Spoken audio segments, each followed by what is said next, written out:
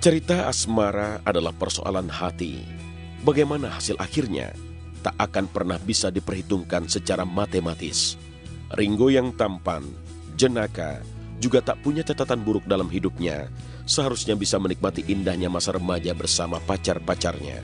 Tapi yang terjadi, ia merasa selalu gagal membina asmaranya yang sebenarnya datang meletup-letup. Sebelum nyokap gue meninggal tahun lalu aja, setahun persis nih, Agustus tahun lalu, ada satu hal yang masih belum gue penuhi karena nyokap gue pengen lihat gue nikah gitu loh. Nah itu dia, gue nggak nikah sampai sekarang gitu loh. Aduh, susah ya kayaknya teman-teman gue gampang banget, kok gue susah ya. Aduh, ini buat wanita di luar sana, siapapun yang merasa kalau kita berjodoh, please cepet datang please. Karena jujur aja kreditan rumah saya masih banyak, kalau saya harus nanggung itu sendiri, saya berat. Mendingan cepat menjadi istri saya dan kita tanggung berdua. Kalau nggak salah sih, ibunya tuh pengen banget ngeliat dia nikah. Cuman belum bisa kewujud. Itu aja sih pesan terakhir. Cepetlah kamu nak, segera nikah, mama nih pengen lihat kamu nikah. Mama cuman masih pengen hidup ngeliat kamu nikah dan punya anak. Ngeliat anak kamu. Tapi tiba-tiba gue belum itu, tiba-tiba meninggal beberapa hari setelah ngomong itu. Gitu loh. Gimana sih perasaan lo gitu yang anjrit ya gitu. Gue selama ini ngejalanin pacaran emang arahnya ke sana tuh nggak ada. Giliran pacaran sama ini orang tuanya nggak setuju lah gitu, orang tuanya doi. Giliran ngejalanin sama yang ini ada aja kendalanya. Ini apalagi kendalanya yang gila ya gitu, kendala mulu nih gitu, nggak ada yang lancar-lancar aja sampai akhirnya kita nikah yuk gitu, kita obrolin ini keluarga setuju dan akhirnya nentuin tanggal. Kan enak banget tuh kalau begitu. Cuma enggak ya, sampai akhirnya sekarang gue jadi ketakutan untuk apa ya, gue terlalu keras untuk memperlakukan diri gue sendiri untuk harus mencari sosok cewek yang pas banget untuk dijadiin istri. Kalau dulu pernah, oh ya udahlah pacaran aja dulu, ntar ya bisa jadi istri atau enggak lihat ntar gitu. Nah gue tuh nggak mau kayak gitu lagi sekarang. Gue harus punya pacar yang dia nantinya siap suatu saat gue mau memperistri dia gitu. Emang nggak cocok aja kali ya, belum jalannya gitu. Dan dia juga kalau misalnya gimana ya, dia kalau misalnya menikah jadi kayak hati-hati nih, apakah dia bakal yang beneran jadi istri yang bener buat nanti gitu loh. Jadi sambil jalanin, bukan pemilih ya, jadi maksudnya wajar lah, semua orang pasti memilih lah buat masalah menikah kayak gitu. Dan kebetulan ya juga calon-calonnya mungkin ada yang pas, ada yang enggak, ada yang mungkin lagi gitu. Dia seneng-seneng aja sih kalau kata saya soal itu. Tapi kalau emang dia mau nikah, iya dia udah pengen banget nikah, cuman dia belum dapat aja siapa orangnya yang pengen dia nikahin. Menapaki kisah cinta Ringo di usianya ke-29 tahun, bagaimana hubungan Ringo dengan Revalina Estema, wanita muda dan cantik yang kabarnya tengah dekat dengannya? Mengapa Ringo selalu menutupi jalinan cinta yang seharusnya indah, tapi selalu ia sembunyikan? Dulu itu saya jarang pacaran justru ya. Jarang pacaran pas mulai kuliah lah. Mulai pacaran sempet selalu diputusin. Asmara saya kandas-kandas melulu. Asmara saya tuh, nah itu dia nggak pernah difokusin juga. Selama ini kan gue juga adalah orang yang tidak terlalu suka ngebahas ini ya. Baik-baik aja sih ya.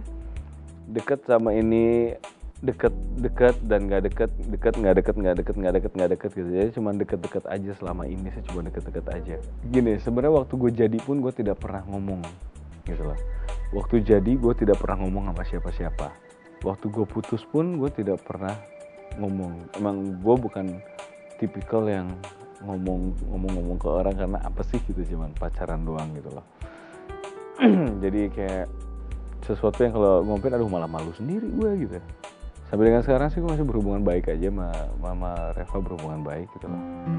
Maka konsep seperti apa yang Ringo jalankan dalam masalah pacaran? Benarkah ia sudah sampai pada taraf pasrah kalau sampai saat ini jodoh belum juga menghampirinya? Atau adakah nilai-nilai tinggi yang ia canangkan agar seorang wanita bisa dekat dengannya? Ya itu tuh, banyak orang-orang yang nganggep kalau wanita itu suka dengan sesuatu hal yang mutlak, kayak misalnya ganteng, cowok ganteng, cowok tajir, apa segala macam. Menurut gue sih nggak selamanya seperti itu ya gitu loh. Lo harus membuat harus menyenangkan mereka, menurut gue sih itu. Dan itulah yang gue lakukan kalau gue mendekati wanita. Gue pengen menjadi orang yang menyenangkan, hanya itu aja kok. Kayak gitu loh, hanya menyenangkan. Dan ngobrol nyambung tuh penting menurut gue, karena nggak tahu, komunikasi yang bagus kan sesuatu yang bisa terlihat enak gitu.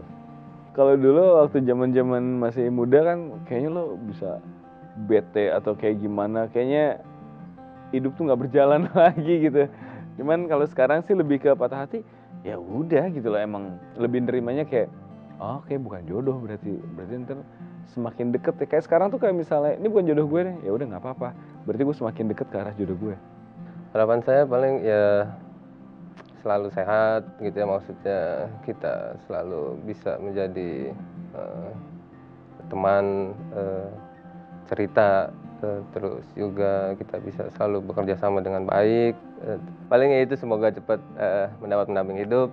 Sosok wanita yang pas untuk Ringo mungkin yang cuek juga seperti Ringo sendiri gitu, yang tidak jaim gitu ya, yang tidak gengsi lah gitu, istilahnya mau melakukan apa aja gitu ya bersama Ringo gitu, maksudnya susah pun ya sama-sama gitu. Jangan harap Ringo memberi seikat bunga untuk kekasihnya. Dan jangan menunggu untayan kata-kata romantis yang biasanya diucapkan sepasang kekasih yang sedang kasmaran. Semua itu diakui Ringo bukanlah sosok dirinya. Lantas seperti apa wanita yang ia idam-idamkan untuk jadi pendamping hidupnya? Pacaran ala gue, pacaran yang bener-bener santai lah, yang jauh dari film. Maksudnya bukan hal-hal yang gue nggak akan pernah ngasih bunga gitu loh, karena menurut gue itu gitu, ngasih bunga gitu lah, sayang buat kamu gitu. Gue adalah orang yang tidak akan pernah muji cewek gue cantik gitu, karena menurut gue itu gombal banget ya. Udahlah, gue bisa nyatain sama dia, bisa pengen jadi cowoknya, sudah gue cukup mengakui dia adalah ya jadi pacar gue gitu. Sayang kamu cantik gitu, nggak suka itu amit-amit gitu, ngerti kan? Aduh kamu cantik banget malam ini, amit-amit, bilang aja lo pengen apa dari malam ini, gitu. Cewek yang seksi itu menurut gue adalah orang yang bisa bikin gue ketawa sampai ngakak, bukan membuat gue tertawa basa-basi ya, yang garing nggak. Gue beneran, gue suka dengan cewek yang membuat gue ketawa sampai ngakak, terus ngobrol tuh nyambung, nggak ada batasan sampai bisa gue toyor gitu, yang apa ya, bukan sesuatu yang harus kayak drama banget kayak sinetron yang gitu ya, amit-amit. Gue nggak kayak gitu, yang sangat biasa kok. Cewek yang bisa gue ajak pakai ojek gitu ya, kalau misalnya kita ngejar waktu nih, udah kita sewa ojek, kita bonceng berdua gitu. Yang cewek yang bisa gue ajak nonton konser musik panas-panas segala macem, cewek yang bisa gue ajak diving, cewek yang cuek sih. Gue lebih suka cewek yang cuek seperti itu. Mau kentut di depan gue terserah, mau gelegean di depan gue gitu ya, itu boleh. Gue malah suka dengan cewek yang seperti itu. Habis makan oke. Menurut gue berarti cewek itu nggak jaim, nggak apa-apa banget gitu loh. Silahkan lakukan itu, nggak usah make up, nggak usah jaim sama gue, kita jalan. Lo merasa salah kostum karena gini-gini, nggak apa-apa, ayo gue temenin, kita berdua salah kostum. Kalau gue tipikal yang sesantai, gue cuma pengen yang santai, nggak pengen yang dibuat-buat kok. Yang utama pasti harus bisa ngobrol. Karena gue ngebayangin nanti kalau misal gue punya istri, katakanlah gue berbuat seks setiap hari gitu ya, berarti sehari ada 24 jam, seks itu cuma 1 jam mungkin, atau kalau misalnya baru menikah mungkin bisa sampai 2 jam, 1 jam aja deh. 2 jam lah, boleh 2 jam ya misalnya ya. 2 jam, berarti ada sisa 22 jam, kepotong sama waktu tidur 7 jam, ada 15 jam. Nah gue cuma pengen cewek yang dalam 15 jam itu bisa ngobrol sama gue dengan enak. Menghadap sunset sore-sore sambil lihat Twitter, melihat orang-orang di kota besar mengeluh macet, itu hidup paling indah. Hidup paling indah adalah ketika kamu jam 4:30 sunset, ini minuman dingin, ini handphone kamu yang aduh habis diving gitu, yang gila nih jalanan macetnya, Sudirman nih ada apaan sih ini, itu enak banget, udah kan kita minuman dingin, aduh enak banget.